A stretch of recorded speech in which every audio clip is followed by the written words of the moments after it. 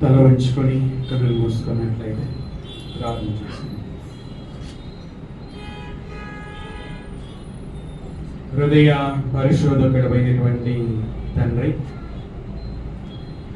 ఈ కార్యక్రమాన్ని నాయన ప్రారంభం మొదలుకొని ఇప్పటి వరకు పరిశుద్ధాత్ముడి ద్వారా క్రమముగా మర్యాదగా మీరు నడిపించినందుకై నీకు స్తోత్రాలు చెల్లించుచున్నాను తండ్రి.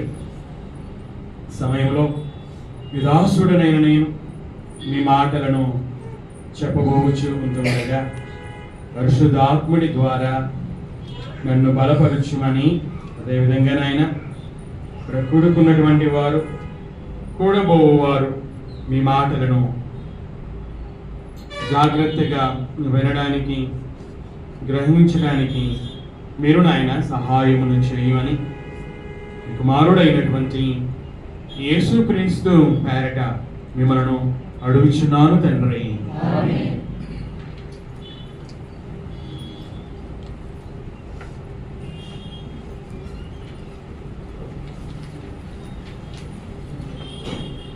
గత వారములలో బాప్తిస్మము పొందినటువంటి వారిని జ్ఞాపకం చేశాను. ఎవరెవరు బాప్తిస్మం తీసుకున్నారు, వారు ఏ విధంగా బాప్తిస్మం తీసుకున్నారు అనే విషయాలని మనము జ్ఞాపకం చేసుకున్నాం. నేను మరలా జ్ఞాపకం చేస్తాను. అపోస్తలుల కార్యములు 2వ అధ్యాయంలో ఇశ్రాయేలీయులు, 8వ అధ్యాయంలో సమరయులు, అదే అధ్యాయంలో సీమోను మంత్రి గారు, 9వ అధ్యాయంలో సౌలు, 10వ అధ్యాయంలో అన్యజనులు, 16వ అధ్యాయంలో లూదియా ఆమె ఇంటి వారు, అదే అధ్యాయంలో చెరసాల నాయకుడు అతని ఇంటివారు, 18వ అధ్యాయంలో కొరింథీయులు, 19వ అధ్యాయంలో ఎఫెసులోని శిష్యులు. వీరందరూ కూడా బాప్తిస్మము తీసుకున్నారు అని మనము అపోస్తలుల కార్యములలో నుండి జ్ఞాపకము చేసుకున్నాం. ప్రాముఖ్యమైన ప్రశ్న ఏమిటి అనగా, వీరందరూ బాప్తిస్మము ఎప్పుడు తీసుకున్నారు?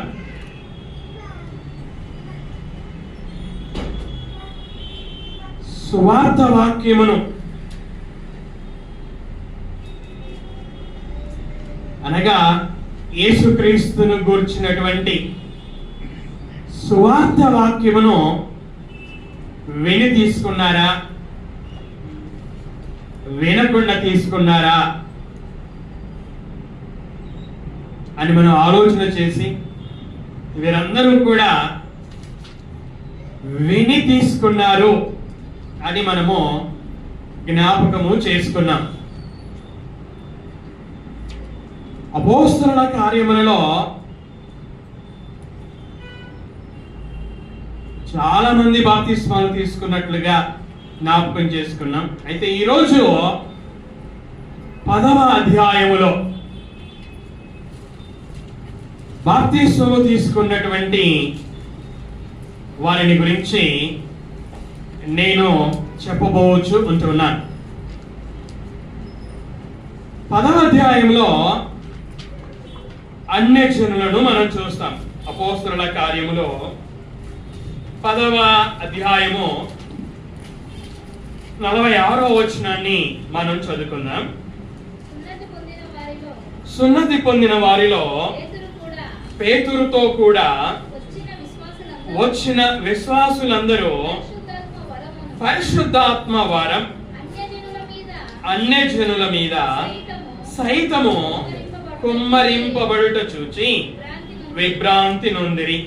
ఆ 46వ వచనంలో అన్యజనుల మీద అనే మాట మనం చూస్తున్నాం. 11వ అధ్యాయం 1వ వచనం, అన్యజనులను దేవుని వాక్యం అంగీకరించిరని అపోస్తలులను యూదయ ఎందంతటానున్న సహోదరులను వినిరి. అనగా ఈ 10వ అధ్యాయంలో ఎవరు బాప్తిస్వం తీసుకున్నారు అంటే అన్ని జనులు బాప్తిస్వం తీసుకున్నారు. అన్ని జనులు అనగా ఇశ్రాయేలీయులు కానటువంటి వారు. 2వ అధ్యాయంలో ఇశ్రాయేలీయులను మనం చూస్తాం. 8వ అధ్యాయంలో సమరయులను మనం చూస్తాం. 10వ అధ్యాయంలో అన్ని జనులను మనం చూస్తాం. సమరయులు అంటే ఇశ్రాయేలీయులకి అన్ని జనులకు జన్మించినటువంటి వారే సమరయులు. ఈ సమయంలో 10వ అధ్యాయములో అన్ని జనులు దేవుని వాక్యం అంగీకరించిరి అని మనము 11:1 ఇంతవరకే చదువుకున్నాం. అన్ని జనులు వాక్యం విన్నారు, బాప్తిస్మం తీసుకున్నారు. వీరికి ఎవరు వాక్యం చెప్పారు? ఎవరు వాక్యాన్ని బోధించారు? 33వ వచనాన్ని, వెంటనే నిన్ను పిలిపించి తిని నీవు వచ్చినది మంచిది, ప్రభువు నీకు ఆజ్ఞాపించినవన్నీ వినుటకై ఇప్పుడు మేమందరము దేవుని ఎదుట ఇక్కడ కూడి ఉన్నామని చెప్పాను. అందుకు పేతురు నోరు తెరచి ఇట్లా నేను ఎవరు మాట్లాడుతున్నారు ఇక్కడ అంటే పేతురు మాట్లాడుతూ ఉన్నాడు. ఎవరితో మాట్లాడుతున్నాడు? అన్ని జనులతో మాట్లాడుతూ ఉన్నాడు. ఈ విషయాలను మనం అందరం కూడా అర్థం చేసుకోవలసినటువంటి వారమై ఉన్నాం. పేతురు బోధిస్తున్నాడు. అన్ని జనులు విన్నారు. పేతురు ఏం బోధించాడు? అన్ని జనులు ఏం విన్నారు? పేతురు ఏం బోధిస్తే మనకేంటి అంటే, పేతురు అన్ని జనులకు ఏం బోధించాడో మనం కూడా అన్ని జనులకు అదే బోధించవలసినటువంటి వారమై ఉన్నాం. అన్ని జనులు ఏం విన్నారో, ఏం విని బాప్తిస్మం తీసుకున్నారో, ఈ రోజు అన్ని జనులు కూడా అదే విని బాప్తిస్మం తీసుకోవాలి. ఈ కారణాలను బట్టి పేతురు ఏం బోధించాడో మనకు తెలియాలి. ప్రస్తుతం బోధించే మనకి బాప్తిస్మం తీసుకొని వారు ఏం విని బాప్తిస్మం తీసుకోవాలో వారికి కూడా తెలియాలి. 34వ వచనాన్ని మనము చదువుకుందాం. దేవుడు పక్షపాతి కాడని నిజముగా గ్రహించి ఉన్నాను. పేతురు గ్రహించాడు. ఏం గ్రహించాడు? గ్రహించాడని అర్థం చేసుకున్నాడు. ఏం గ్రహించాడు? నిజంగా గ్రహించాడంట. నిజంగా ఎవరిని గురించి గ్రహించాడు అంటే దేవుని గురించి గ్రహించాడు. ఏం గ్రహించాడు ఆయన గురించి? దేవుడు పక్షపాతి కాడు అని గ్రహించాడు. అక్కడ ఉన్నది ఇక్కడ రాశాను. దేవుడు పక్షపాతి కాడు అని పేతురు గారు గ్రహించారు. అంటే దేవుడు పక్షపాతి అంటే ఇశ్రాయేలీయులకు రక్షణ ఇచ్చి అన్ని జనులకు రక్షణ ఇవ్వకపోతే ఆయన పక్షపాతి అవుతాడు. కానీ ఇశ్రాయేలీయులకు రక్షణ ఇచ్చాడు, అదే విధంగా అన్యజనులైనటువంటి ఈ కొర్నేలి అతని ఇంటి వారికి, బంధువులకి, ముఖ్య స్నేహితులకి, అన్యజనులైన వీరికి రక్షణ ఇవ్వడానికి, వారు ఏ మాటలు విని రక్షణ పొందుకుంటారో ఆ మాటలు చెప్పడానికి దేవుడు అతనికి దర్శనమిచ్చి పరిశుద్ధాత్ముడి ద్వారా మాట్లాడి ఆయన పేతురుని ఈ అన్యజనుల ఇంటికి పంపించాడు. అలాగా చేయడం ద్వారా ఆ అన్యజనుల ఇంటికి వచ్చి అక్కడ కూడుకొనిన అనేకులను చూడడం ద్వారా పేతురుకి అర్థమైనది ఏమిటంటే దేవుడు పక్షపాతి కాడు. ఆయన ఇశ్రాయేలీయులకి రక్షణ ఇచ్చేవాడు, అదే విధంగా ఆయన అన్యజనులకు కూడా రక్షణని ఇచ్చేవాడు. దేవుడు పక్షపాతి కాడు. అయితే ఆయన ఏం చేస్తాడంట అంటే ఆయన అంగీకరించువాడు. ఎవరిని అంగీకరించువాడు? 35వ వచనం. ఎవరిని అంగీకరించువాడంట? ప్రతి జనములోను ఆయనకు భయపడి నీతిగా నడుచుకొని వారిని ఆయన అంగీకరించింది. ప్రతి జనములో అంటే ఇశ్రాయేలీలలో మాత్రమే కాదు, సమరయులలో, అలాగే అన్యజనులలో కూడా ఆయనకి ఎవరైతే భయపడి నీతిగా నడుచుకుంటారో వారిని ఆయన అంగీకరించి వాడే ఉంటున్నాడు. పేతురు గారు కొర్నేలి ఇంటిలో ఉన్నాడు. ఈ కొర్నేలి ఇంటిలో ఉంటున్నాడు. కొర్నేలి దేవునికి భయపడినటువంటి వాడు, అలాగే నీతిగా నడుచుకునేటువంటి వాడు. పేతురుకి ఎలా తెలుసు అనగా కొర్నేలి పంపినటువంటి 3 మనుషులు పేతురు దగ్గరికి వచ్చినప్పుడు కొర్నేలి గురించి మాట్లాడుతున్నటువంటి సమయంలో ఆ 3 మనుషులు కొర్నేలి గురించి చెప్తారు, అయ్యా కొర్నేలి మమ్మల్ని పంపాడు. ఆ కొర్నేలి ఎలాంటి వాడంటే దేవునికి భయపడువాడు, ఆయన నీతిగా నడుచుకునేవాడు అని చెప్పడం ద్వారా పేతురు గారు విని ఇప్పుడు కొర్నేలి ఇంట్లో ఉన్నప్పుడు ఈ మాటలు తెలియజేశాడు. దేవుడు పక్షపాతి కాడు, ప్రతి జనములోనూ ఆయనకు భయపడి నీతిగా నడుచుకుని వారిని ఆయన అంగీకరించును అని పేతురు గారు బోధించడాన్ని మనము చూస్తూ ఉంటున్నాం. అదేవిధంగా 37వ వచనాన్ని మనము చదువుకుందాం. 37వ వచనం. యోహాను బాప్తిస్మము ప్రకటించిన తర్వాత గలిలయ మొదలుకొని యూదయ ఎందంతటా ప్రసిద్ధమైన సంగతి మీకు తెలియను. యోహాను గారు బాప్తిస్మాన్ని ప్రకటించడాన్ని మనమందరం కూడా ఎరుగుదము కదా. పరలోక రాజ్యం సమీపించి ఉంది కాబట్టి ఏం పొందమన్నాడు? మీరు మారు మనసు విషయమైన బాప్తిస్మము పొందండి అని ప్రకటించాడు. అలాగా ప్రకటిస్తున్న సమయంలో యోర్దాను నదిలోనికి యేసుక్రీస్తు వారు కూడా వచ్చారు. వచ్చి యోహాను గారి చేత యేసుక్రీస్తు వారు బాప్తిస్మము తీసుకున్నాడు. అక్కడ యోహాను బాప్తిస్మము ప్రకటించిన తర్వాత ఆ గలిలయ మొదలుకొని యూదయ ఎన్నంతటా ప్రసిద్ధమైన సంగతి ఏంటి? గలిలయ మొదలుకొని యూదయ ఎన్నంతటా ప్రసిద్ధమైన సంగతి ఏమిటి?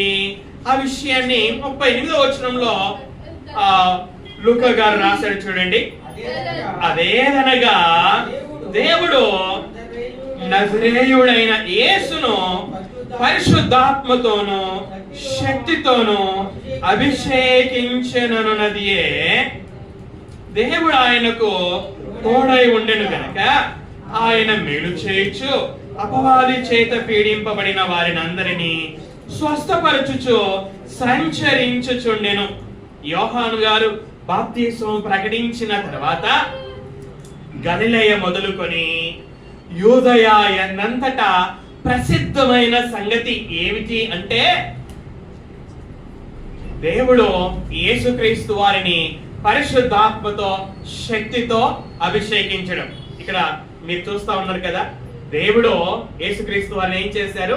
పరిశుద్ధాత్మతోనూ శక్తితోనూ అభిషేకించాడు. ఎక్కడ అభిషేకించాడు అనగా యేసుక్రీస్తు వారు ఈ యోర్దాను నదిలో యోహాను గారి చేత బాప్తిసం తీసుకున్నప్పుడు అభిషేకించాడు. పాత నిబంధనలో సమూయేలు ప్రవక్త మొదటి రాసైనటువంటి సౌలు గారిని ఒలీవ నూనెతో అభిషేకించాడు. అంటే ప్రవక్త అయినటువంటి సమూయేలు రాజు అయినటువంటి సౌలు గారిని మొదటి రాజుగా ఒలీవ నూనెతో అభిషేకించాడు. అయితే ఇక్కడ యోహాను గారు యోర్దాను నదిలో యేసుక్రీస్తుకు బాప్తిస్మం ఇస్తున్నటువంటి సమయంలో దేవుడు ఆయనను అభిషేకించాడు. ఎలా అభిషేకించాడు? ఒలీవ నూనెతో కాదు, మరి ఎవరితో అభిషేకించాడు? పరిశుద్ధాత్మతో అభిషేకించాడు. ఇంకా ఎలా అభిషేకించాడు? శక్తితో అభిషేకించాడు. అభిషేకించాడు అంటే ఎందుకు అభిషేకించాడు? సమూయేలు ప్రవక్త సౌలు గారిని ఇశ్రాయేలీయులకి ఒక రాజుగా అభిషేకించాడు. మరి దేవుడు యేసుక్రీస్తు వారిని పరిశుద్ధాత్మతో శక్తితో ఎందుకు అభిషేకించాడంటే సువార్తను ప్రకటించడానికి. మనము లూకాసు వార్త 4వ అధ్యాయం మనం చదువుకున్నట్లయితే లూకాసు వార్త 4వ అధ్యాయము 18వ వచనాన్ని మనము చదువుకున్నట్లయితే ప్రభు ఆత్మ నా మీద ఉన్నది, బీదలకు సువార్త ప్రకటించుటకై ఆయన నన్ను అభిషేకించెను. దేవుడు యేసుక్రీస్తు వారిని పరిశుద్ధాత్మతోనూ శక్తితోనూ ఎందుకు అభిషేకించాడు అనగా సువార్త ప్రకటించడానికి, బీదలకి సువార్త ప్రకటించడానికి. కనుక ఈ విషయాన్ని మనము చూస్తూ ఉంటున్నాం. సువార్త ప్రకటించడానికి అదే విషయాన్ని పేతురు గారు తన బోధలో తెలియజేశారు. చూడండి, అదే అపోస్తలుల కార్యములు 10వ అధ్యాయము 36వ వచనాన్ని మనము చదువుకుందాం. 36వ వచనం. యేసుక్రీస్తు అందరికీ ప్రభువు అనగా ఇశ్రాయేలీయులకు మాత్రమే కాదు ప్రభువు. ఎవరికి ప్రభువు? ఆయన సమరయులకు ప్రభువు, అలాగే అన్య జనులకు కూడా ప్రభువు. పేతురు గారు ఇప్పుడు అన్య జనుల ఇంటిలో ఉన్నాడు. అన్య జనులైనటువంటి కొర్నేలికి, అతని ఇంటి వారికి, అతని బంధువులకి, అతని ముఖ్య స్నేహితులకి, వీరందరూ అన్య జనులైన వీరికి అందరికీ కూడా ప్రభువు అని చెబుతూ పేతురు ఏమంటున్నాడు? ఆయన ద్వారా దేవుడు సమాధానకరమైన సువార్తను ప్రకటించి ఇశ్రాయేలీయులకు పంపిన వర్తమానము మీరు ఎరుగుదురు. ఇందాక దేవుడు యేసుక్రీస్తు వారిని పరిశుద్ధాత్మతోనూ శక్తితోనూ ఎందుకు అభిషేకించాడంటే బీదలకి సువార్త ప్రకటించడానికి అని మనం జ్ఞాపకం చేసుకున్నాం కదా. అదే విషయాన్ని పేతురు గారు తెలియజేశారు. దేవుడు ఏం చేశాడంట? ప్రకటించాడు. ఏం ప్రకటించాడు? సువార్తను ప్రకటించాడు. ఏ సువార్తను ప్రకటించాడు? సమాధాన సువార్తను ప్రకటించాడు. ఎవరికి ప్రకటించాడు? ఇశ్రాయేలీయులకు ప్రకటించాడు. ఎవరి ద్వారా ప్రకటించాడు? యేసుక్రీస్తు ద్వారా ప్రకటించాడు. యేసుక్రీస్తు ద్వారా ప్రకటించాడు. యోహాను బాప్తిస్మం ప్రకటించిన తర్వాత గలిలయ మొదలుకొని యూదయ ఎన్నంతటా ప్రసిద్ధమైన సంగతి ఏంటి? ఆ ప్రసిద్ధమైన సంగతి అంటే దేవుడు యేసుక్రీస్తు ద్వారా సమాధాన సువార్తని ఇశ్రాయేలీయులకి ప్రకటించడము. అంటే ఈ పేతురు గారు యేసుక్రీస్తు వారు ప్రారంభము చేసినటువంటి ఆ యొక్క బహిరంగ పరిచర్యని గురించి బోధించాడు. ఆయన బాప్తిస్మము తీసుకున్న తర్వాత ఇంచుమించు 30 సంవత్సరాల వయసులో ఆయన బాప్తిస్వం తీసుకున్నాడు. బాప్తిస్వం సమయంలో దేవుడు అభిషేకించిన తర్వాత ఆయన ఏం చేశాడు అంటే ఆయన పరిచర్యని, బహిరంగ పరిచర్యని ప్రారంభము చేశాడు. ఎక్కడ ప్రారంభం చేశాడు? గలిలయలో.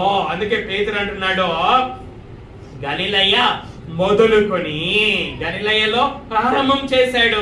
తర్వాత ఏం చేశాడు? యూదయ ఎంతంతటా కూడా సమాధాన సువార్తని ఆ యొక్క యూదయలో ఉన్నటువంటి ఇశ్రాయేలీయులకి ప్రకటించాడు. ఇది ప్రసిద్ధమైనటువంటి సంగతి. గలిలయ మొదలుకొని యూదయ ఎన్నంతటా ప్రసిద్ధమైన సంగతి ఇది. ఇంకా అదే 38వ వచనంలో పేతురు గారు ఏమని బోధించారు? దేవుడు ఆయనకు తోడై ఉండెను. ఆయన కనుక ఎవరికి? యేసుక్రీస్తు వారికి తోడై ఉన్నాడంట. తోడై ఉన్నందున ఆయన ఏం చేశాడంట? యేసుక్రీస్తు వారు ఏం చేశారు? ఆ బాప్తిస్వం తీసుకున్నటువంటి ఆ సమయం మొదలుకొని ఆయన తిరిగి లేపబడి ఆయన భూమి మీద 40 రోజులుండి ఆ 40వ దినమున భూలోకము నుండి పరలోకానికి కొనిపోబడే దినము వరకు, అనగా ఈ 3.5 సంవత్సరాల కాలములో దేవుడు యేసుక్రీస్తు ద్వారా ఏం చేశాడు అనగా మనం ఒకటి జ్ఞాపకం చేసుకున్నాం. దేవుడు సమాధాన సువార్తను ప్రకటించాడు. అది ఒకటి.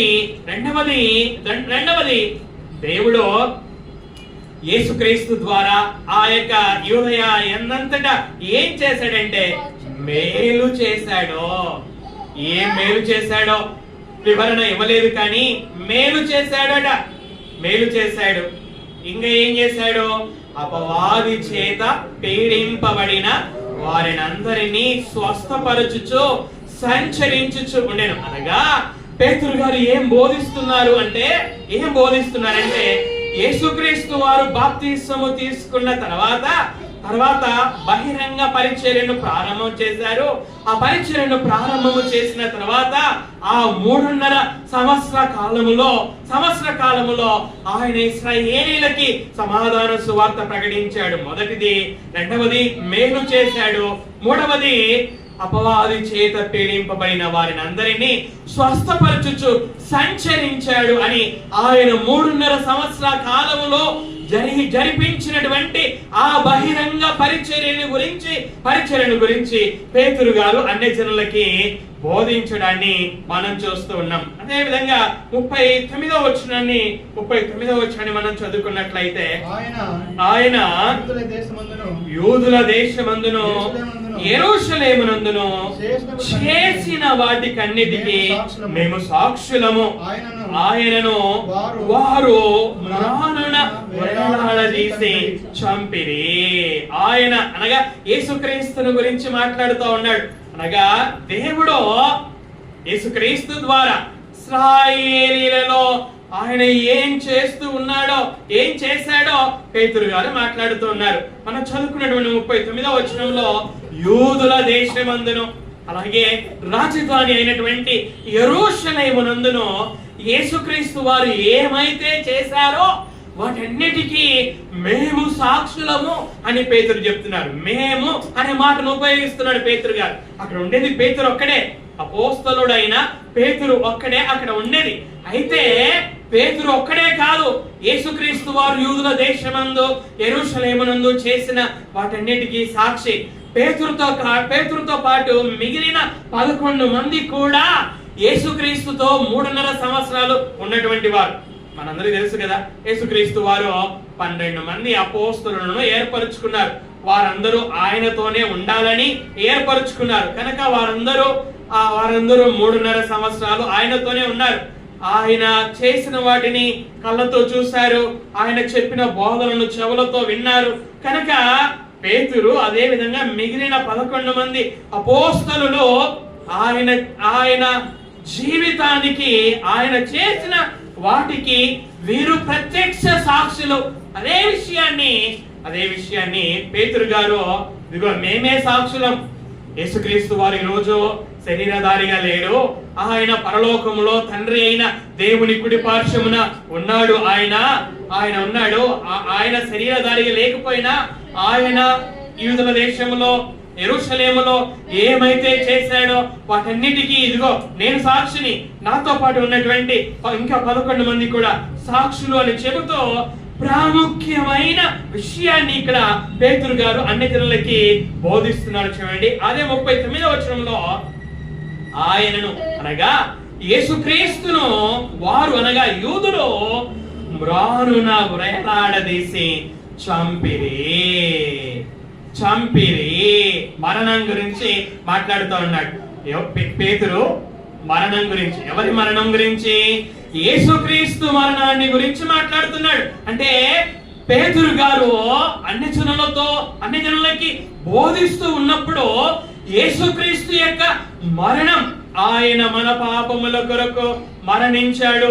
యూదులు ఆయనని మ్రానున అనగా శిలువ మ్రాను మీద వ్రేలాడదీసి చంపారు. యేసుక్రీస్తు మన పాపముల కొరకు మరణించాడు అని ఆయన మరణాన్ని గురించి బోధించాడు.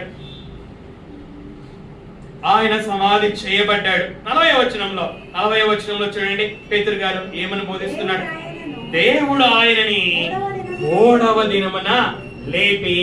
అంటే ఇక్కడ పేతురు గారు యేసుక్రీస్తు మరణాన్ని గురించి బోధించాడు, ఆయన సమాధి చేయబడడం గురించి బోధించాడు. అలాగే దేవుడు ఏం చేశాడంట? దేవుడు ఆయనని 3వ దినమున లేపి అనగా యేసుక్రీస్తు యొక్క పునరుత్థానమును గురించి ఆయన బోధించాడు. ఆయన మరణాన్ని గురించి, ఆయన సమాధిని గురించి, ఆయన పునరుత్థానమును గురించి పేతురు గారు అన్ని జనులకి బోధిస్తూ ఉన్నటువంటి విషయాన్ని మనము చూస్తూ ఉంటున్నాం. సువార్తలో ఈ 3 ప్రాముఖ్యమైన విషయాలు ఉన్నాయి. యేసుక్రీస్తు మన పాపముల కొరకు మరణించాడు, సమాధి చేయబడ్డాడు, 3వ దినమున తిరిగి లేపబడ్డాడు అనే విషయాలు ఉన్నాయి. ఈ 3 విషయాలతో కూడుకొనిన సువార్తని, యేసును గూర్చిన సువార్తని పేతురు గారు అన్ని జనుల ఇంటిలో బోధిస్తూ ఉండడాన్ని మనము చూస్తూ ఉంటున్నాం. పేతురు అన్ని జనుల ఇంటిలో ఎలాగ బోధించాడో ఈ రోజు మనం కూడా అలాగే బోధించవలసినటువంటి వారమై ఉన్నాము. అలాగే అన్ని జనులు బాప్తిస్వం తీసుకున్నారు. వాళ్ళు ఎప్పుడు బాప్తిస్వం తీసుకున్నారు? విని బాప్తిస్వం తీసుకున్నారు. ఏం విని బాప్తిస్వం తీసుకున్నారు? ఇదిగో ఇప్పుడు నేను చెప్తున్నానే, అదంతా కూడా వాళ్ళు వింటూ ఉన్నారు, అదంతా కూడా వింటూ ఉంటున్నారు. అలాగే 41వ వచనాన్ని 41 వచనం చదువుకుందాం. ప్రజలందరికీ కాక దేవుని చేత ముందుగా ఏర్పరచబడిన సాక్షులకే అనగా ఆయన మృతులలో నుండి లేచిన తర్వాత ఆయనతో కూడా అన్నపానములు పుచ్చుకొనిన మాకే ఆయన ప్రత్యక్షముగా కనబడినట్లు అనుగ్రహించెను. ఆయన దేవుడు యేసును 3వ దినమున లేపాడు అని బోధించాడు. లేపాడని బోధించిన తర్వాత ఏం బోధిస్తున్నాడు? యేసుక్రీస్తు ప్రత్యక్షము కావడం గురించి బోధిస్తా ఉంటున్నాడు. యేసుక్రీస్తు వారు ఆ ఆదివార దినముననే ఆయన పరలోకానికి కొనిపోబడలేదు. ఆయన లేపబడిన తర్వాత 40 రోజులు ఆయన భూమి మీదనే ఉన్నాడు. ఆ 40 రోజులు అపోస్తలులమైనటువంటి మాకు ఆయన ప్రత్యక్షము అగునట్లుగా దేవుడు మాకు ఆ భాగ్యం ఇచ్చాడు. ఈ భాగ్యాన్ని దేవుడు ప్రజలందరికీ ఇవ్వలేదు కానీ ఆయన ముందుగా ఏర్పరచుకున్నటువంటి సాక్షులకే అనగా పేతురు తన గురించి, తనతో పాటు ఉన్నటువంటి అపోస్తలుల గురించి మాట్లాడుతున్నాడు. దేవుడు ముందుగా ఏర్పరచుకొనిన సాక్షులకే అనగా యేసుక్రీస్తు వారు తిరిగి లేపబడిన తర్వాత ఆయనతో కూడా అన్నపానములు పుచ్చుకొనిన మాకే ఆయన ప్రత్యక్షముగా అగపడినట్లు అనుగ్రహించెను. దేవుడు ఆయనను ప్రత్యక్షముగా అగపడినట్లు అనుగ్రహించెను అనగా మనందరికీ తెలుసు కదా. ఈ శిష్యులు ఆదివార దినమున సాయంకాలమున యూదులకు భయపడి వాళ్ళు తలుపులు వేసుకొని వాళ్ళు గదిలో ఉన్నప్పుడు యేసుక్రీస్తు వారు వారికి ప్రత్యక్షము అవుతాడు. ఆ సమయంలో తోమా ఉన్నాడు. 11 మంది అపోస్తలులో మేము ఇలాగ ప్రభువును చూసాము అంటే, అప్పుడు తోమా నేను ఆయన చేతులకు ఉన్నటువంటి గాయాలలో నా వేలు పెట్టి చూస్తేనే నేను నమ్ముతాను, లేకపోతే నమ్మనని చెప్పినప్పుడు, తర్వాత మరలా తోమా ఉన్నప్పుడు యేసుక్రీస్తు వారు ప్రత్యక్షం కావడం మనం చూస్తాం. తర్వాత యేసుక్రీస్తు వారు గలిలయ సముద్ర తీరమున అపోస్తలులకి ప్రత్యక్షం కావడం మనం చూస్తాం. సౌలు గారికి ప్రత్యక్షం కావడం మనం చూస్తాం. ఈ 40 రోజులలో సౌలు గారు 40 రోజులలో రాకపోయినా, ఆ 40 రోజులలో యేసుక్రీస్తు వారు తాను ఏర్పరచుకొనిన అపోస్తలులకి ప్రత్యక్షము కావడాన్ని మనము చూస్తాం. అలాగే పౌలు గారు కొరింథీయులకు రాసినటువంటి పత్రికలో ఒకేసారి 500 మందికి ఆయన ప్రత్యక్షమైనట్లుగా మనం చూస్తాం. అంటే ఆయన తిరిగి లేపబడిన తర్వాత ఆ 40 రోజులు యేసుక్రీస్తు వారు ఆయన భూమి మీదనే ఉన్నారు. దేవుడు ఆయనను లేపాడు. ఆయన సమాధిలో లేడు, ఆయన సజీవంగా ఉన్నాడు. ఆయన సజీవంగా ఉన్నాడు అనడానికి ఇదిగో మేమే సాక్షులం, మేమే మా కన్నులతో చూసాం. ఒకసారి మాత్రమే కాదు, చాలా సార్లు చూసాం. ఆయన 40 రోజులు మాతోనే ఉన్నాడు అని, ఆయన పునరుత్థానానికి మేమే సాక్షులము అని పేతురు గారు అన్ని జనులకి బోధించడాన్ని మనము చూస్తూ ఉంటున్నాం. ఆయన పునరుత్థానుడు అయ్యాడు అనడానికి ఇదిగో మేము సాక్షులం అని పేతురు గారు అన్ని జనులకి బోధిస్తూ ఉంటున్నారు. అలాగే 42వ వచనాన్ని మనము చదువుకున్నట్లయితే 42వ వచనం, ఇదియో గాక అంటే దేవుడు యేసుక్రీస్తు అపోస్తలులమైన మాకు ప్రత్యక్షముగా కనబడినట్లు అనుగ్రహించడమే కాక, దేవుడు సజీవులకును మృతులకును న్యాయాధిపతినిగా నియమించిన వాడు ఈయనే అని ప్రజలకు ప్రకటించి దృఢ సాక్ష్యం ఇయ్యవలనని మాకు ఆజ్ఞాపించెను. ఇక్కడ దేవుడు యేసుక్రీస్తు వారిని నియమించాడు అట. దేవుడు యేసుక్రీస్తు వారిని నియమించాడు. ఏమని నియమించాడు? న్యాయాధిపతిగా నియమించాడు. అంటే ఒక జడ్జిగా నియమించాడు. అంటే యేసుక్రీస్తు వారు ఏమై ఉన్నారు? ఆయన తీర్పు తీర్చే ఒక తీర్పు ఉంటున్నాడు, ఒక న్యాయాధిపతి ఉంటున్నాడు. అంటే దేవుడు తీర్పు దినమున భూమి మీద ఉన్నటువంటి వారందరికీ కూడా తీర్పు తీర్చబోచున్నాడు. అయితే ఎవరి ద్వారా తీర్పు తీర్చబోతున్నాడు అనగా, తన కుమారుడైనటువంటి యేసుక్రీస్తు ద్వారా తీర్పు తీర్చబోచున్నాడు. అనగా ఇక్కడ పేతురు గారు అన్ని జనులకి ఏం బోధిస్తున్నాడంటే, ఒక రోజు దేవుడు ఒక రోజు నియమించాడు. ఆ రోజు తీర్పు దినము. ఆ తీర్పు దినాన దేవుడు యేసుక్రీస్తు ద్వారానే తీర్పు ప్రజలందరికీ కూడా తీరుస్తాడు అని తీర్పును గురించి బోధించడాన్ని మనము చూస్తూ ఉంటున్నాం. దేవుడు తన కుమారుడైన యేసుక్రీస్తును న్యాయాధిపతిగా నియమించి ఆయన ద్వారా తీర్పు తీర్చబోచున్నాడు అనే విషయాన్ని పేతురు గారు బోధించారు. 43వ వచనాన్ని మనం చూసినట్లయితే, ఆయన యందు విశ్వాసముంచు వాడెవడో వాడు ఆయన నామము మూలముగా పాపక్షమాపణ పొందునని ప్రవక్తలందరూ ఆయనను గూర్చి సాక్ష్యం ఇచ్చుచున్నారని. చివరిగా పేతురు గారు ఏం బోధిస్తున్నాడు? అన్ని జనులకి పేతురు గారు ఏం బోధిస్తున్నారు? ఆయన యందు అనగా యేసు యందు విశ్వాసముంచు వాడెవడో అనగా యేసు యందు విశ్వాసం గురించి మాట్లాడుతున్నాడు. ఎవరి మీద విశ్వాసం ఉంచడం గురించి? యేసు యందు విశ్వాసం ఉంచడం గురించి మాట్లాడుతూ ఉన్నాడు. ఆ విశ్వాసం ఉంచిన వారికి ఏం కలుగుతుందో ఆ విషయాన్ని గురించి కూడా మాట్లాడుతూ ఉన్నాడు. చూడండి, ఆయన యందు విశ్వాసం ఉంచు వాడెవడో వాడు ఆయన నామము మూలముగా పాపక్షమాపణ పొందునని ప్రవక్తలందరూ ఆయనను గురించి సాక్ష్యం ఇచ్చుచున్నారని.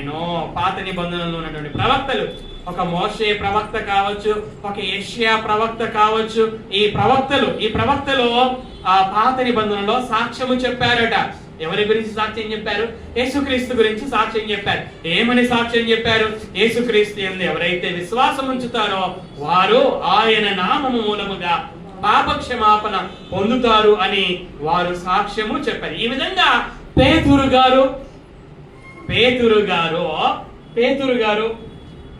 గారు అన్యజనుల ఇంటిలో ఈ విధంగా బోధించడాన్ని మనము చూస్తూ ఉంటున్నాం. మరలా జ్ఞాపకం చేస్తాను, పేతురు గారు అన్యజనుల ఇంటిలో ఏం బోధించాడో, ఆయన ఏం బోధించాడో మనం కూడా అదే బోధించాలి. అన్యజనులు పేతురు ద్వారా ఏం విన్నారో అదే బాప్తిస్మము ఇక్కడ కూర్చున్న వారిలో ఎవరైతే తీసుకోలేదో అదే విని బాప్తిస్మము తీసుకోవాలి. అది సరి అయినటువంటి బాప్తిస్మము. ఇంతకు పేతురు గారు ఏం బోధించారో మనం ఇంతవరకు మనము చూసాం కదా. అలాగే అన్యజనులు కూడా ఏం విన్నారో మనము చూసాం. అక్కడ అపోస్తలుల కార్యములు 18వ అధ్యాయం 8వ వచనంలో ఒక మాట ఉంది. కొరింథీయులలో అనేకులు విని తర్వాత విశ్వసించి బాప్తిస్మము పొందిరి. మొదట ఏం చేశారంట? విన్నారు. తర్వాత ఏం చేశారు? విశ్వసించారు. తర్వాత ఏం చేశారు? బాప్తిస్మం పొందిరి. ఇప్పుడు అన్యజనులు విన్నారు కదా. తర్వాత అన్యజనులు విని విశ్వసించారు. ఏమని విశ్వసించారు? అన్యజనులు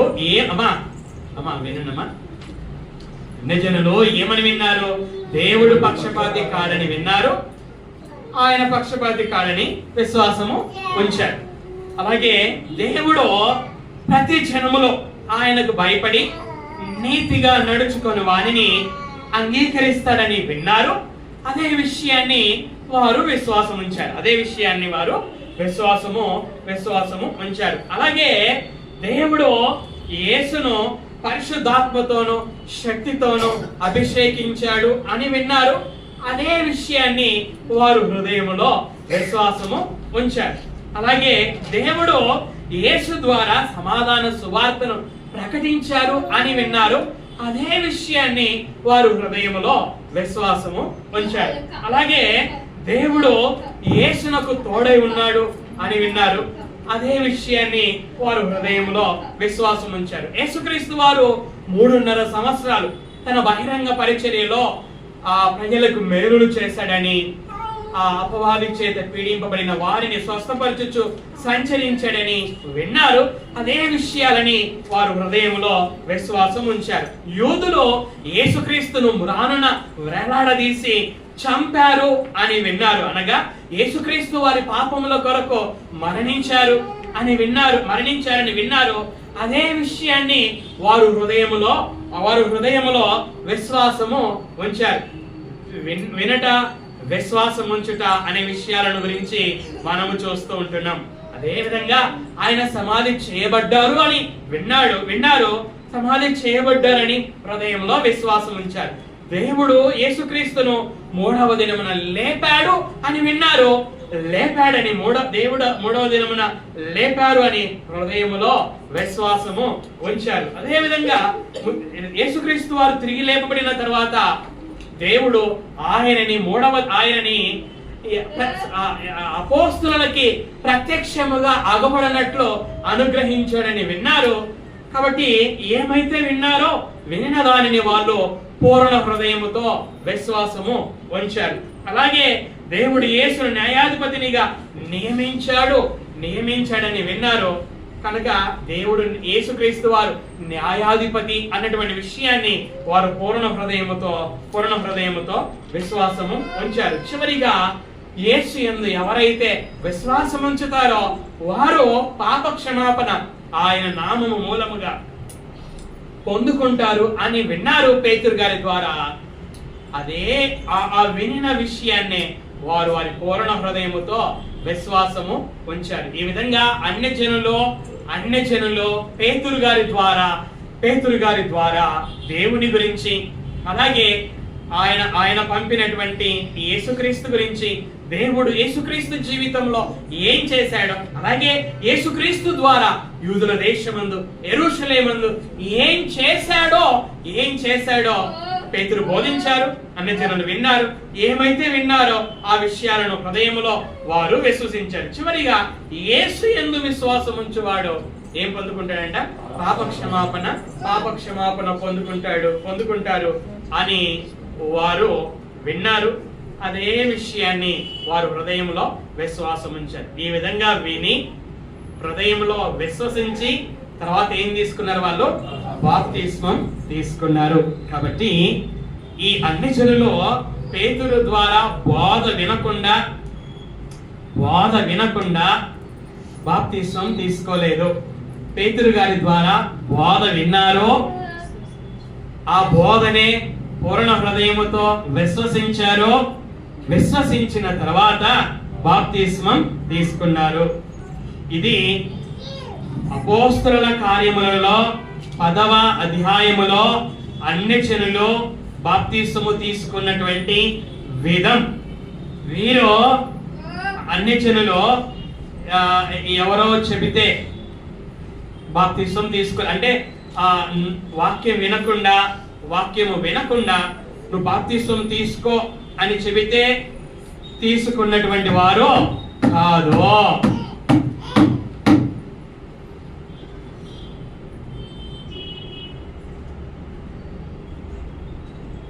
భర్త చెబితే వాక్యం వినకుండా భార్య బాప్తిస్మం తీసుకోలేదు. భార్య చెబితే వాక్యం వినకుండా భర్త బాప్తిస్మం తీసుకోలేదు. పిల్లలు చెబితే వాక్యం వినకుండా తల్లిదండ్రులు బాప్తిస్మం తీసుకోలేదు.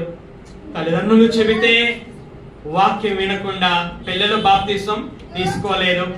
పెళ్లి కోసం వాక్యం వినకుండా బాప్తిస్మం తీసుకోలేదు. ఏదో ఆరోగ్యం బాగోలేదు కనుక బాప్తిస్మం తీసుకుంటే ఆరోగ్యం బాగవుతుందేమని వాక్యం వినకుండా బాప్తిస్మం అలాగా తీసుకోలేదు. చనిపోయిన తర్వాత సమాధులలో పెట్టాలి, సమాధులలో స్థలం కావాలి కనుక బాప్తిస్మం తీసుకోవాలి. కనుక సమాధులలో స్థలం కోసం వీరు బాప్తిస్మం తీసుకోలేదు. అంటే వాక్యం వినకుండా వీళ్ళు బాప్తిస్మము తీసుకోలేదు. పెళ్లి కావాలంటే పాస్టర్ గారు బాప్తిస్మం తీసుకుంటేనే పెళ్లి చేస్తాడు. బాప్తిస్మం తీసుకుంటేనే పెళ్లి చేస్తాడు కనుక ఆ పెళ్లి కోసం బాప్తిస్మం తీసుకున్న వాక్యం విని విశ్వాసం ఉంచి వినండి. పెళ్లి కోసం బాప్తిస్మం తీసుకున్న వాక్యము వినాల్సిన వాక్యమే విని ఆ విశ్వాసం ఉంచి విశ్వాసం ఉంచి బాప్తిస్మం తీసుకున్నట్లయితే అది సరి అయినటువంటి బాప్తిస్మము. అన్ని జనులు పేతురు గారి ద్వారా కొర్నేలి ఇంటిలో వాక్యాన్ని విని విశ్వసించి బాప్తిస్మము తీసుకున్నారు. కనుక ఇక్కడ కూర్చున్నటువంటి వారిలో ఎవరైతే బాప్తిస్మము తీసుకోలేదో మీరు బాప్తిస్మము తీసుకోవలసినటువంటి వారై ఉంటున్నారు. అయితే ఇక్కడ కూర్చున్న వారిలో బాప్తిస్మం తీసుకున్న వారిలో అన్ని జనులు బాప్తిస్మం తీసుకున్నట్లుగా మీరు ఒకవేళ బాప్తిస్మం తీసుకొనకపోయినట్లయితే, అంటే వాక్యం వినకుండా ఏదో పెళ్లి కోసమో లేక ఏదో ఒక కారణము చేత మా భార్య తీసుకోమన్నదనో మా భర్త తీసుకోమన్నదనో ఇక ఏదో ఒక కారణము చేత మీరు బాప్తిస్మము తీసుకొని ఉన్నట్లయితే, అనగా మీరు వాక్యం వినకుండా మీ పూర్ణ హృదయంతో విశ్వాసం ఉంచకుండా మనసు అనేది మారకుండా పాప ఒప్పుకోలు ప్రార్థన అనేది చేయకుండా మీరు బాప్తిస్మం తీసుకున్నట్లయితే అది వాక్యానుసారమైనటువంటి బాప్తిస్మము ఎంత మాత్రము కాదు. కనుక మరి ఏం చేయాలి? ఎఫెసులో ఉన్నటువంటి శిష్యులు మొదటిసారి సరైనటువంటి బాప్తిస్మం తీసుకోలేదు. అయితే పౌలు గారు వచ్చి మరలా వాక్యం చెప్పినప్పుడు వారు అర్థం చేసుకొని వారు రెండవసారి వాక్యానుసారమైనటువంటి బాప్తిస్మాన్ని తీసుకున్నారు. కనుక ఇక్కడ కూర్చున్నటువంటి వారిలో అన్ని జనులలాగా బాప్తిస్మం తీసుకోకపోయినట్లయితే అన్ని జనులలాగా బాప్తిస్మం తీసుకోవాల్సినటువంటి వారై ఉంటూ ఉన్నారు. ముగించడానికి మునుపుగా విశ్వాసం ఉంచినందున చివరి వచనంలో ఆయన యందు విశ్వాసం ఉంచు వాడెవడో వాడు ఆయన నామము మూలముగా పాపక్షమాపణ పొందునని ప్రవక్తలందరూ ఆయనను గురించి సాక్ష్యం ఇచ్చుచున్నారు అనేను. ఈ 43వ వచనంలో ఆయన యందు విశ్వాసముంచు వాడెవడో, విశ్వాసముంచు వాడెవడో, విశ్వాసముంచు వానికి ఏమొస్తుందంట? పాప క్షమాపణ వస్తుంది. అలాగే మనము ఇదే 11వ అధ్యాయం మనం చదువుకున్నట్లయితే, ఇదే పుస్తకము 11వ అధ్యాయము 17వ వచనాన్ని మనం చదువుకుందాం. కాబట్టి ప్రభువైన యేసుక్రీస్తునందు విశ్వాసముంచిన మనకు అనుగ్రహించినట్టు దేవుడు వారికి కూడా సమాన వరము అనుగ్రహించి ఉండగా, విశ్వాసం యేసుక్రీస్తు యందు విశ్వాసం ఉంచడం వలన కలుగు ఫలితాలు ఏమిటంటే పేతురు చెప్పారు అక్కడ పాప క్షమాపణ కలుగుతుంది, మొదటిది. రెండవది ఇక్కడ 17వ వచన ప్రకారంగా యేసుక్రీస్తునందు విశ్వాసం ఉంచిన వారికి విశ్వాసం ఉంచిన మనకు అనుగ్రహించినట్టు, అంటే దేవుడు ఇశ్రాయేలులకు ఏం అనుగ్రహించాడు? పరిశుద్ధాత్ముడిని అనుగ్రహించాడు. అంటే ఇక్కడ పేతురు గారు పరిశుద్ధాత్ముడు అనే వరాన్ని గురించి మాట్లాడుతూ ఉంటున్నాడు. కాబట్టి విశ్వాసం ఉంచడం వలన, వినాలి, దేవుని యందు ఆయన పంపినటువంటి యేసుక్రీస్తు యందు విశ్వాసం ఉంచడం వలన కలుగు ఫలితం ఏంటంటే పరిశుద్ధాత్ముడును దేవుడు వరంగా మనకు అనుగ్రహిస్తాడు. మొదటి పాప క్షమాపణ, రెండవది పరిశుద్ధాత్ముడిని వరంగా ఇస్తాడు. అలాగే 16వ అధ్యాయము 31వ వచనాన్ని మనము చదువుకున్నట్లయితే, అందుకు వారు ప్రభువైన యేసునందు విశ్వాసముంచుము, అప్పుడు నీవును నీ ఇంటి వారును రక్షణ పొందుదురు. విశ్వాసముంచితే కలిగే ఫలం ఏమిటంటే రక్షణ కలుగుతుంది, రక్షణ కలుగుతుంది, పాపక్షమాపణ కలుగుతుంది, పరిశుద్ధాత్ముడిని వరముగా దేవుడిస్తాడు. మూడవది రక్షణ కలుగుతుంది. దేని నుండి రక్షణ కలుగుతుంది? నిత్య శిక్ష నుండి రక్షణ కలుగుతుంది. దేనికి రక్షణ? శరీరానికి ఆత్మక. ఆ శరీరానికి ఆత్మక. పేతురు రాసినటువంటి మొదటి పత్రిక 1వ అధ్యాయము మనము చదువుకుందాం. చూడండి, పేతురు రాసినటువంటి మొదటి పత్రిక 1వ అధ్యాయము 8వ వచనాన్ని చదువుకుందాం. మీరు యేసుక్రీస్తును చూడకపోయినను ఆయనను ప్రేమించుచున్నారు, ఇప్పుడు ఆయనను కన్నులారా చూడకయే విశ్వసించుచు మీ విశ్వాసమునకు ఫలమును. విశ్వాసానికి ఫలం ఏంటి? విశ్వాసానికి ఫలం ఏంటి? అక్కడ రాస్తున్నాను చూడండి, అనగా ఆత్మరక్షణ పొందుచు. రక్షణ దేనికి? ఆత్మకి. ఆత్మ రక్షణ పొందాలి. దేని నుండి రక్షణ పొందాలి? నిత్య శిక్ష నుండి లేక నిత్యాగ్ని నుండి రక్షణ పొందాలి. రక్షణ పొందాలి అంటే విశ్వాసము ఉంచాలి దేవుని యందు, అలాగే ఆయన పంపిన యేసుక్రీస్తు యందు విశ్వాసం ఉంచాలి. యోహాను సువార్త 3వ అధ్యాయము 36వ వచనం. యోహాను సువార్త 3వ అధ్యాయం 36వ వచనం. కుమారుని యందు విశ్వాసం ఉంచువాడే నిత్య జీవము గలవాడు.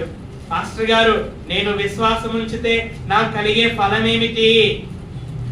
నేను ఎందుకు వినాలి అంటే, విశ్వాసము రావాలి అంటే వినాలి. విశ్వాసం ఎందుకు రావాలి? విశ్వాసం వస్తేనే పాపానికి క్షమాపణ, విశ్వాసం వస్తేనే పరిశుద్ధాత్ముడు వరంగా ఇవ్వబడతాడు, విశ్వాసం వస్తేనే ఆత్మ అయినను నిత్య శిక్ష నుండి రక్షింపబడతాం, విశ్వాసం వస్తేనే నిత్య జీవం పొందుకుంటాం. ఆత్మ అయినటువంటి మనము దేవుని యొద్ద నుండి వచ్చాం. మరణము తర్వాత ఆత్మ అయినటువంటి దేవుని దగ్గరికి వెళ్ళాలి. ఆయనతో నిత్యము కూడా జీవించాలి. అలాగా ఆయనతో మరణము తర్వాత నిత్యము జీవించాలి అంటే విశ్వాసము ఉంచాలి. చూడండి, రోమీలకు రాసినటువంటి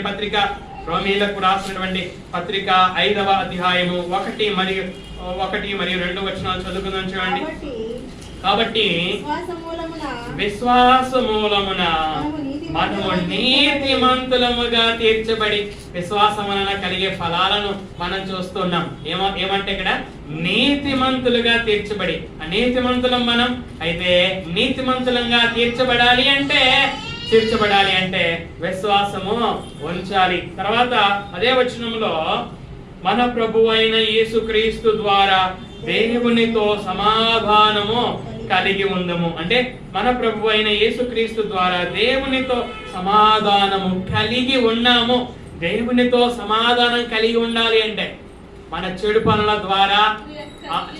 ద్వారా ఆయనకి మనం శత్రువులమయ్యాం. రక్షణ ఎవరు పొందలేదో వారు దేవునికి శత్రువులు, చెడు పనుల ద్వారా శత్రువులు. మరి ఆయనతో సమాధానం ఎప్పుడు కలిగి ఉంటాం మనం? ఎప్పుడైతే ఆయన పంపిన యేసుక్రీస్తు యందు విశ్వాసం ఉంచుతామో అప్పుడే ఆయనతో సమాధాన స్థితిని కలిగి ఉంటాం. కాబట్టి విశ్వాసము ద్వారా పాప క్షమాపణ, విశ్వాసము ద్వారా పరిశుద్ధాత్ముడు అనే వరం, విశ్వాసము ద్వారా రక్షణ, అలాగే విశ్వాసము ద్వారా నిత్య జీవము, విశ్వాసము ద్వారా నీతిమంతులంగా తీర్చబడతాం, విశ్వాసము ద్వారా దేవునితో సమాధాన స్థితిని కలిగి ఉంటాం. కనుక ఇంకా ఎవరైతే విశ్వాసం ఉంచలేదో ఇక్కడ కూర్చున్న వారిలో ఇంకా ఎవరైతే దేవుని యందు ఆయన పంపిన ఆయన కుమారుడైన యేసుక్రీస్తు యందు ఎవరైతే విశ్వాసం ఉంచలేదో, మీరు విశ్వాసము ఉంచడం వలన దేవుడు మీకు ఈ మేలులన్నిటినీ కూడా అనుగ్రహిస్తాడు. కనుక ఈ సమయంలో పేతురు గారు అన్ని జనుల ఇంటికి వెళ్ళినప్పుడు ఏం బోధించాడు? ఇక్కడ మనము గృహ దర్శనాలకు వెళ్తుంటాం. వెళ్ళినప్పుడు మనం ఏం బోధించాలి అనగా, పేతురు గారు అన్ని జనులకి ఏమైతే బోధించాడో అదే విషయాలను మనం కూడా బోధించవలసినటువంటి వారైనారు. అన్ని జనులు ఏమైతే విన్నారో, ఏమైతే విని ఏమని విశ్వాసం ఉంచి బాప్తిసం తీసుకున్నారో, అలాగే ఇక్కడికి వచ్చినటువంటి వారు కూడా అదే వినాలి, అలాగే విశ్వాసం ఉంచాలి. అప్పుడే బాప్తిసం తీసుకోవాలి. అదే వాక్యానుసారమైనటువంటి బాప్తిసం. కనుక మనం అందరము దేవుని మాటల చేత మన జీవితాలను సరి చేసుకోవాలి అని ప్రభువు పేరట మనవి చేస్తూ ఉంటున్నాను. ప్రార్థన చేసుకున్నాం.